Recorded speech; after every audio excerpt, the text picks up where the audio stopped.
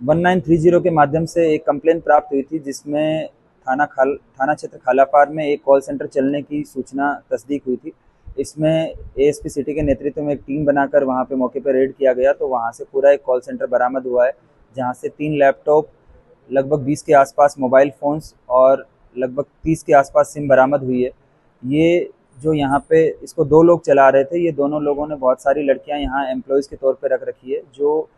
पुणे और उसके आसपास के क्षेत्र के बेरोजगार युवाओं को फ़ोन करते हैं और उनको जॉब दिलवाने के नाम पे उनसे एडवांस सिक्योरिटी मनी डिपॉजिट करवा लेते हैं। ये सिक्योरिटी मनी 2500 से 5000 के बीच में रहती है, और फिर उसके बाद में उनकी जॉब ना लगवा के और उनके जब वो पैरवी करते हैं तो इनके नंबर्स वगैरह ब्लॉक कर देते हैं। इस तरह से ये पुणे और उसके आसपास के क्षेत्र के लोगों को, बेरोजगार जो लोग हैं, उनको टारगेट करके और उनसे पैसा हड़पने का एक पूरा सिस्टम चल रहा था, जिसमें जो इनको कॉल्स जो की जा रही थी वो यहाँ मुजफ्फरनगर के खालापार से की जा रही थी। पुलिस द्वारा इसमें दो मुख्य अभियुक्त हैं, अहाद और जुबैर, इनको गिरफ्तार किया गया है। और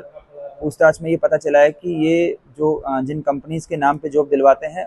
उनके वहाँ पे पैसा जमा करवाते हैं और फिर उन कंपनी से इनको जो है वो कमीशन के तौर पर लगभग 20% के आसपास उसमें हिस्सा मिलता है। पुलिस ने इनके 3 खाते तस्दीक किए हैं, जिनको पुलिस जो है वो विवेचना के दौरान उनको फ्रीज करवाएगी और उनसे जो इन्होंने अपराध के जरिए जो संपत्ति या जो भी पैसा कमाया होगा उसको कुर्क करवाया जाएगा। इन दोनों अभियुक्तों को मई रिकवरी के माननीय न्यायालय के समक्ष प्रस्तुत किया जा रहा है। इस प्रकार थाना खालापार पुलिस द्वारा एक कॉल सेंटर जो युवाओं को जॉब के नाम पे पैसे हड़पने का काम कर रहा था, इनको गिरफ्तार किया गया है और माननीय न्यायालय के समक्ष प्रस्तुत किया जा रहा है। उनको इन्होंने सैलरी के आधार पर रख रखा था और उनको उनकी सिम देके और उनको डेटा उपलब्ध करवा के उनको कॉल करवाया जाता था। पूछताछ के दौरान जो है वो उन्होंने बताया कि इनको ये इस चीज़ का अंदाज़ा नहीं था कि ये जो काम कर रहे हैं फिर आगे जॉब दिलवाई जाती है या नहीं दिलवाई जाती है। इनका काम उन लड़कों को वहाँ पहुँचाना होता था, लेकिन इस बात की अभी पुष्टि नहीं हुई है कि इनके द्वारा इस आपराधिक कृत्य में इनके साथ मिलीभगत रही हो, या इनको जो ये पूरा जो सिस्टम चल रहा था, जो ऑर्गेनाइज्ड क्राइम के तौर पर ये जो चल रहा था, इसमें इनको सैलरी के अलावा और अगर कोई अन्य प्रलोभन मिला होगा तो विवेचना के दौरान उन पर भी कार्रवाई की जाएगी। इसमें जैसे जब विवेचना के दौरान या जो प्रारंभिक पूछताछ हुई है, इसके दौरान जब पता किया तो ये लगभग कई हज़ारों लोगों के साथ जो उन्होंने फ़ोन किए, क्योंकि ये काफ़ी समय से इस तरह से कॉल्स की जा रही थी और हर महीने ये लगभग 30 से 40 हज़ार लोगों को कॉल करते थे। तो ये काफ़ी बड़ी संख्या में जो लोग हो सकते हैं जो इनकी ठगी का शिकार बने हैं।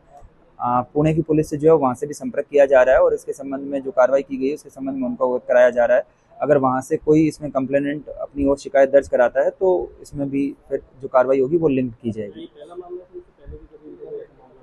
इस प्रकार के और अन्य भी जनपद मुजफ्फरनगर में कार्रवाइयाँ हुई है। आपने देखा होगा कि कुछ दिन पहले साइबर सेल ने भी एक सिम बॉक्स पकड़ने की कार्रवाई की थी। इस प्रकार ये कॉल सेंटर पहला तस्दीक हुआ है, लेकिन हम लोग बहुत अलर्ट हैं और अगर कोई भी व्यक्ति इस तरीके से कॉल सेंटर चलाता है, अगर साइबर फ्रॉड में किसी प्रकार की संलिप्तता पाई जाती है, जैसे बहुत सारे लोगों से जो लोग होते हैं उनसे अकाउंट्स इकट्ठा करके और फिर उन अकाउंट को आगे सेल कर देते हैं। अगर मुजफ्फरनगर या यहाँ का रहने वाला कोई भी अभियुक्त इस तरह की अगर गतिविधियों में पाया जाएगा तो उनके विरुद्ध भी सख्त से सख्त कार्रवाई अमल में लाई जाएगी।